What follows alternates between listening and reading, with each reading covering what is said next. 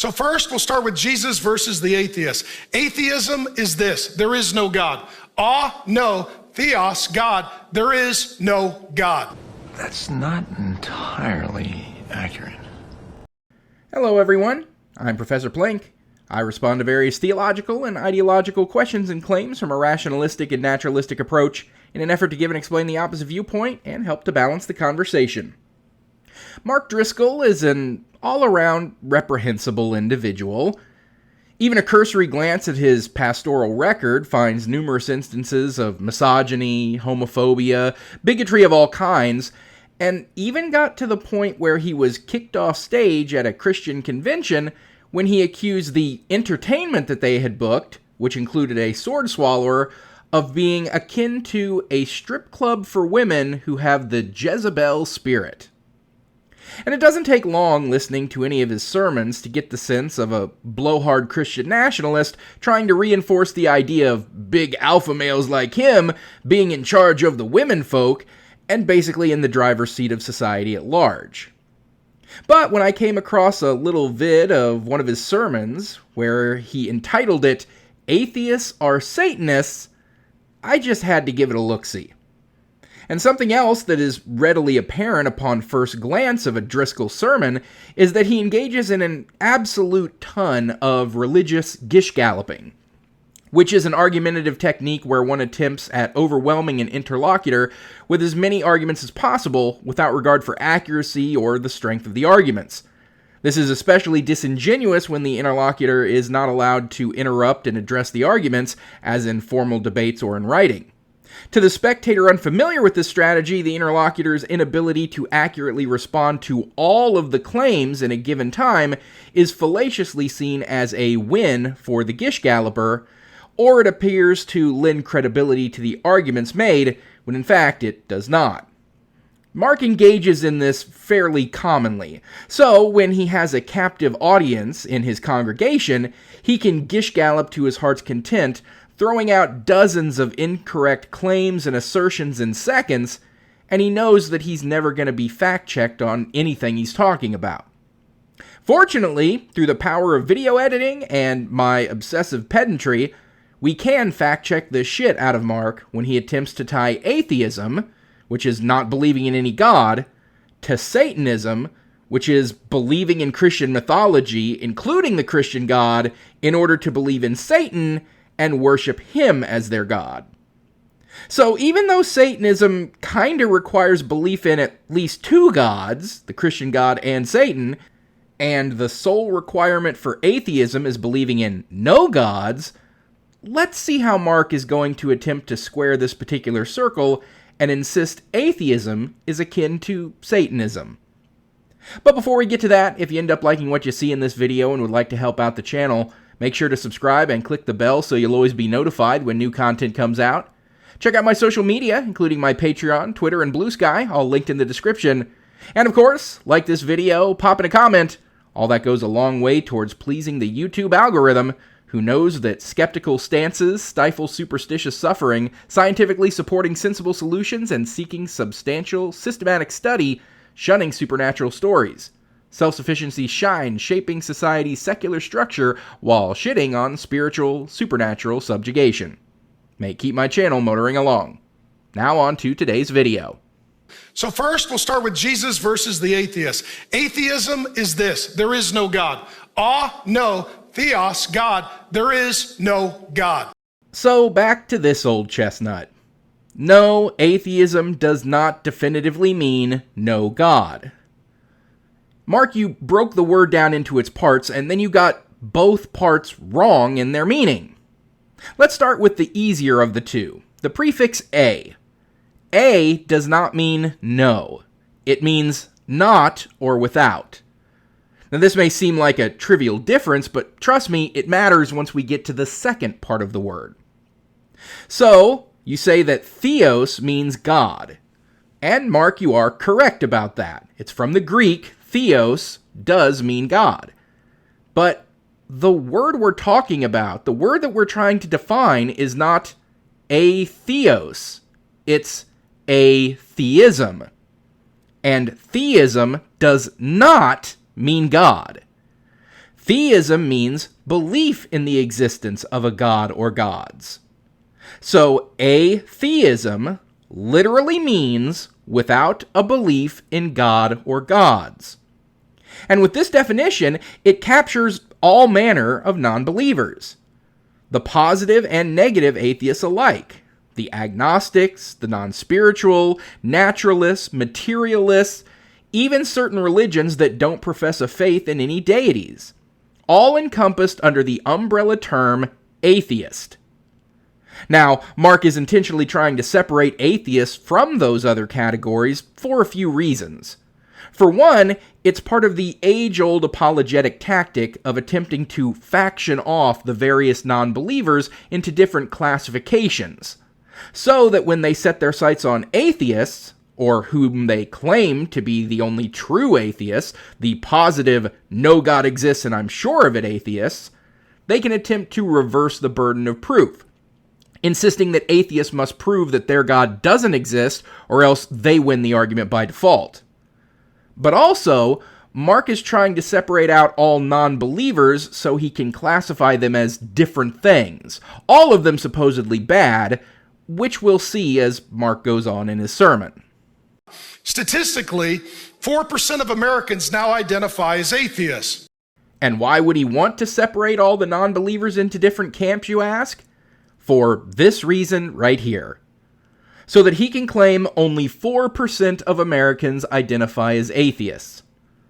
Boy, that seems rather low, doesn't it? That must mean that the other 96% are theists. I mean, that's the only logical conclusion, since you have to be one or the other. You either have theism, a belief in God, or you don't have theism, or you are without theism, i.e., atheist. So, with this little rhetorical trick, Mark can imply that a whopping 96% of the country is a wholehearted believer in God. Except, the stats don't bear that out. Given all the various ways that non-believers can classify themselves, atheist, agnostic, non-believer, religiously unaffiliated, non-spiritual, practitioner of a non-deistic faith, etc., there's several various factions that people can identify as that all have one thing in common: no affirmative belief in any god or gods. Boy, it'd be so much easier to accurately assess the rates of God belief if there were some catch-all term that could encompass all of the various ways that non-believers self-identify. A term that just ultimately meant without a belief in any gods. If only we had such a term. Well, this has unfortunately been one of the few successful campaigns of the religious apologists, getting the wider culture to view atheism as only one type of non-belief, that being the affirmative, there is no God and I'm sure of it people. But that hasn't diminished the need for a term to exist that encompasses all the various non-believing denominations. And that's why the term nuns was created and has gained prominence. NONES, nuns, has become a catch-all term for those who have no particular belief in any god for the purposes of statistics and surveying. And the rates of the nuns is significantly higher than 4%. Currently sitting at about a third of the US population and projected to become the majority within 50 years. And already at significantly higher rates in other Western countries. So, yeah, not believing in any gods is much higher than a paltry 4%. And Jesus Christ is the only founder of any major world religion who declared himself to be God. So atheists are like, there is no God. Jesus is like, howdy. Yes, he declares himself to be God. I'll prove it to you with one verse, and this is why Jesus was sentenced to death and executed by the governmental and religious authorities. John 10, 30 through 33, Jesus answered, I and the Father are one. So then those who were present picked up stones, that is to execute him, to stone him. But he said to them, I have shown you many great miracles from the Father. For which of these do you stone me? We are not stoning you for any of these, but for blasphemy, because you, a mere man, what? Claim to be God. Who cares? My first issue is with your overall premise. What the hell does it matter if he claimed to be God or not?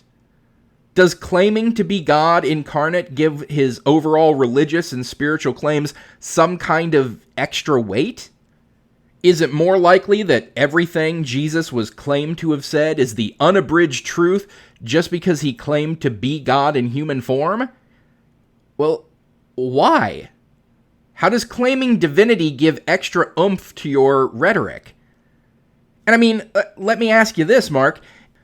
If Muhammad had claimed to be Allah incarnate, and Islam sprang up around him and proliferated around the world exactly as it has done, would it be more likely to be true, even though Islam is exactly the same and the only thing that would be different is Muhammad claiming to be Allah incarnate?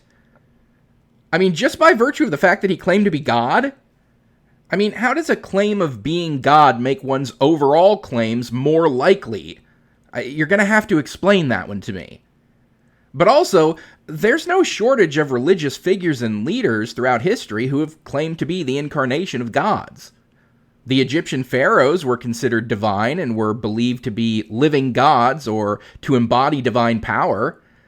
This concept of divine kingship was a cornerstone of ancient Egyptian religion and society. If you want to get specific to the individual, Naram Sin of the Akkadian Empire, 23rd century BCE, well, he was the first Mesopotamian king to explicitly claim divinity during his lifetime. Or we could go over to Hinduism. In the Bhagavad Gita, Krishna, a person believed in Hinduism to have actually lived and been a real person, is worshipped as the 8th avatar of the god Vishnu. And in chapter 11 of the Bhagavad Gita, Krishna grants Arjuna divine vision to see his universal form, thus exposing himself as God incarnate. Now, those are just a few examples. There are literally dozens of religious figures, both from ancient times and modern times, claiming literal divinity.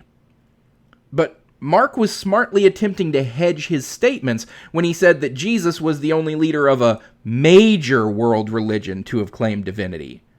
So even though those Egyptian pharaohs were major in their day, their religion hasn't lasted to be a major religion in today's world. So somehow that disqualifies them from consideration.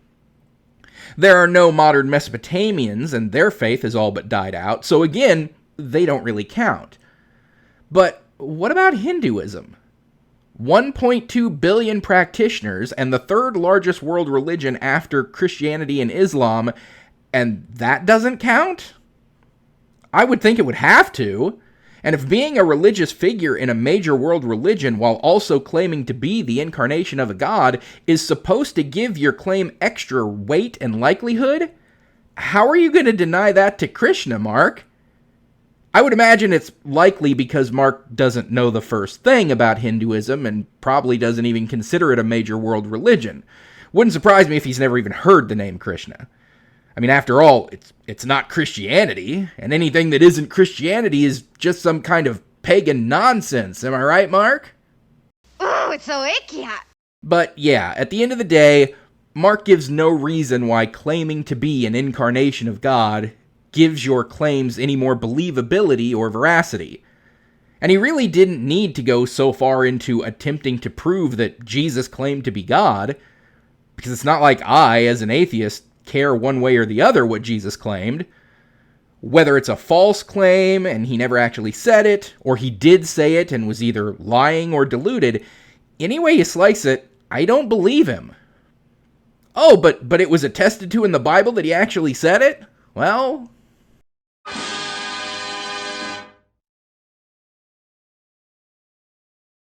if you're going to contend, sometimes you're going to contend against the atheists. Other times you will contend against the agnostics. Jesus versus the agnostics is this. Agnosticism says we can't know. Means no, and gnosis is knowledge. They mean we have no knowledge of whether or not a God exists. He may not. We don't know, we can't know, we won't know.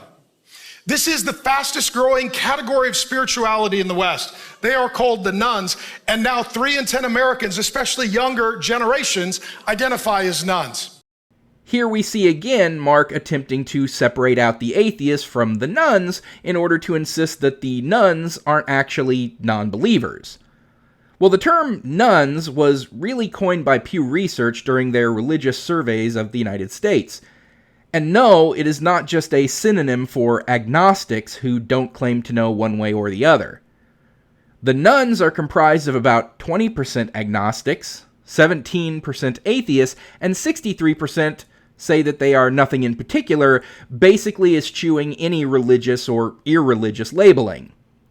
So, while Mark is correct in saying that about 3 in 10 Americans are categorized as nuns these days, that term does not mean that they are all agnostics.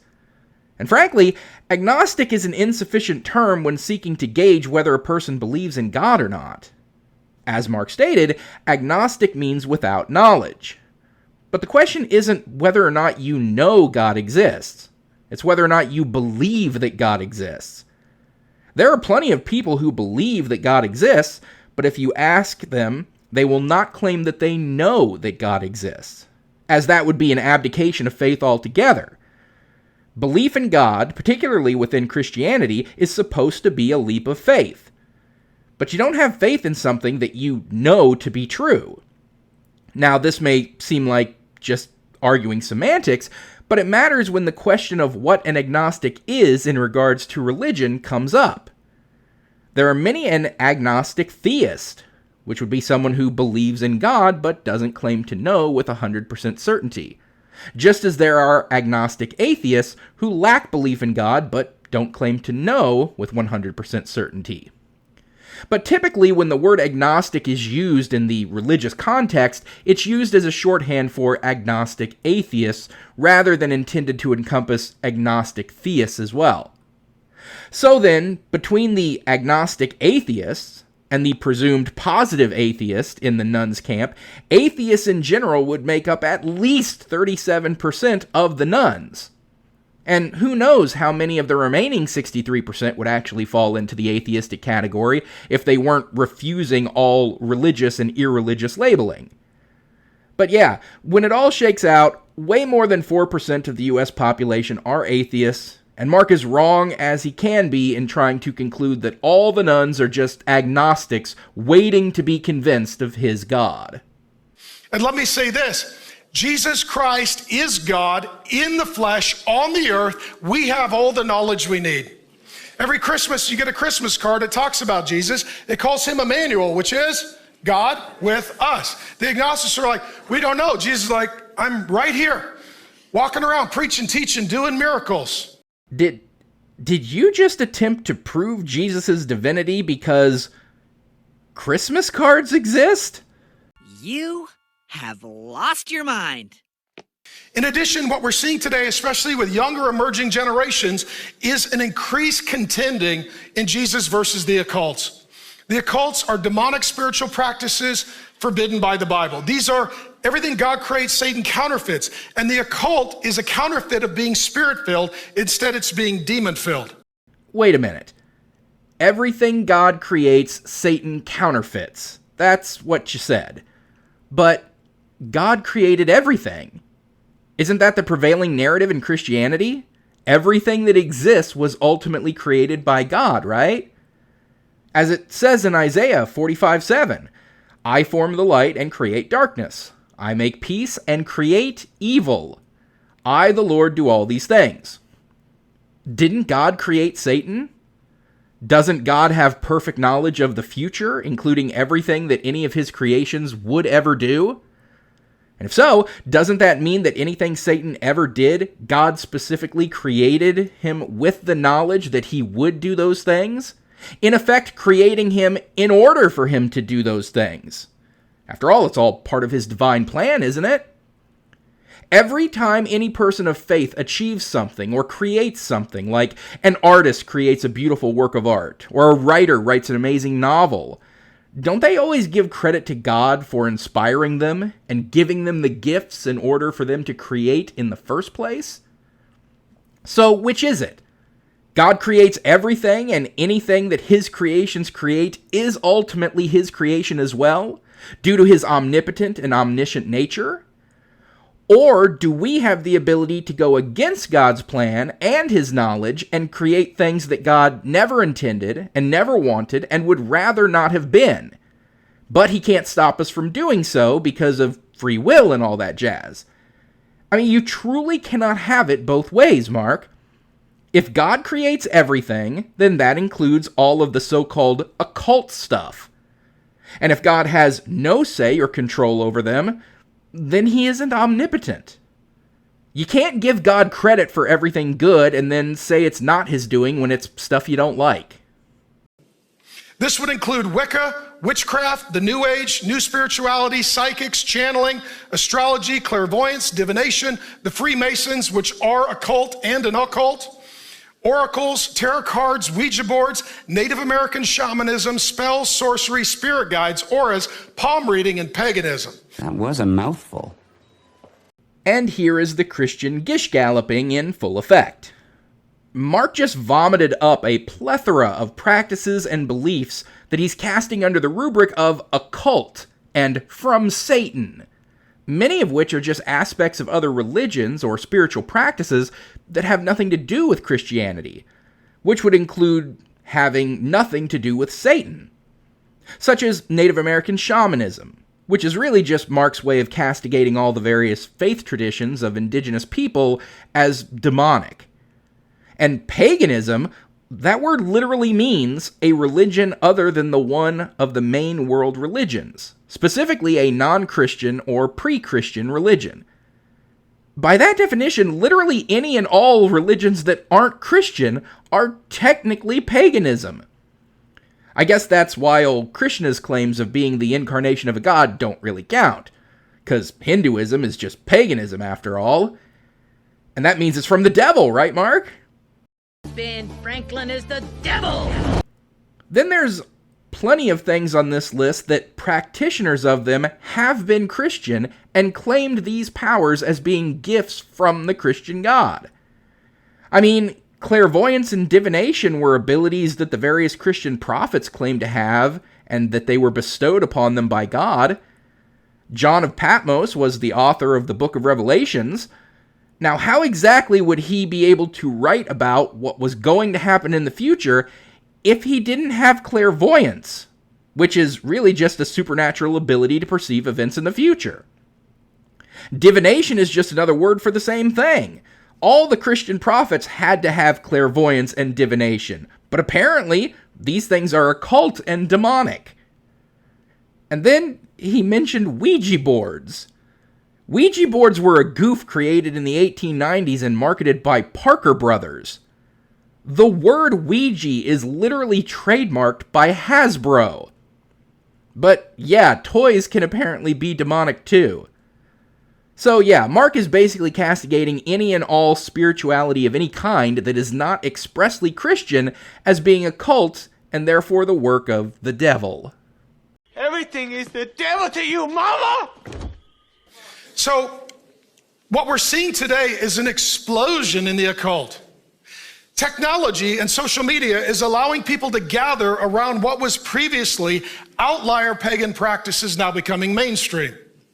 All of these things, well, most of them anyway, were not outlier practices. As aspects of various non-Christian spiritual practices, many or most of these things were mainstream themselves in the non-Christian cultures they grew out of. You're just claiming that they were outliers within predominantly Christian societies. And while that may be true, the advent of the digital age and better sharing of information across distances has really just allowed for the sharing of cultural practices in places where those practices may have been foreign before. And many people finding those practices and those spiritualities appealing in ways that the Christian dogma that they were indoctrinated into are not.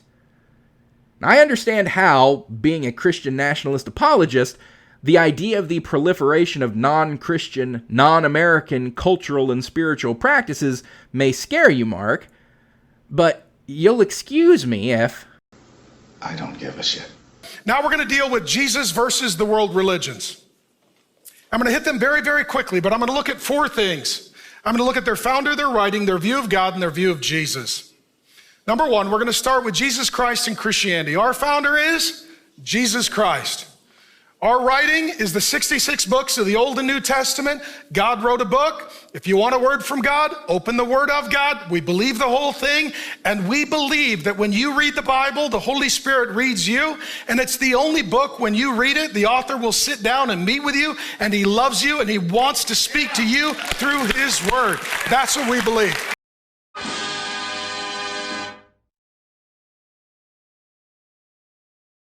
It's always hilarious to me when Christians say, "We believe the whole thing."